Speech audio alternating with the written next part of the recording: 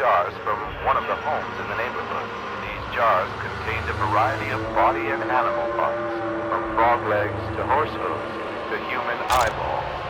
The owner of the property, 60-year-old Martin Wembley, claims he bought the jars as is and thought everything was just regular animal stuff. Authorities are holding Wembley for further questioning. The search continues in Muerto County for a missing University of Texas student.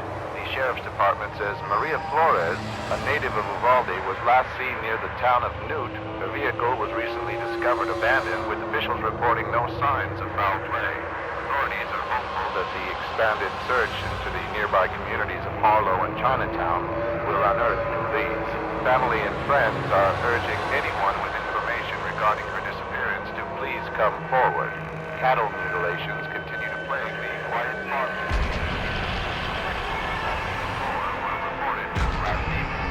Cows were discovered with the throat slit and cut from belly to hip. Officials believe multiple perpetrators are responsible as the mutilations appear to be at the same time. The Sheriff's Department.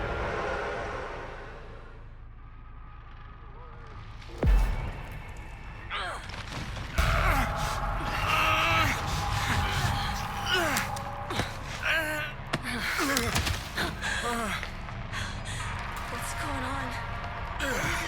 Gotta focus. Gotta stay strong.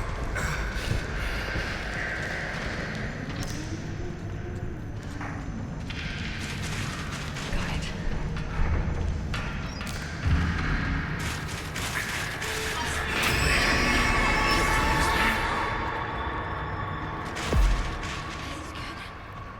This is good.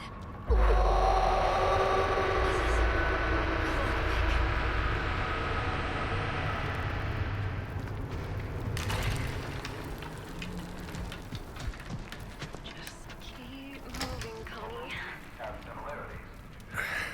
Can I use this? All right. Something useful.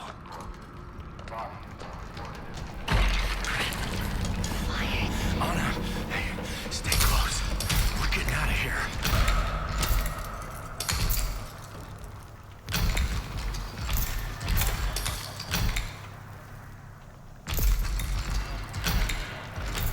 Hell yeah. Got it.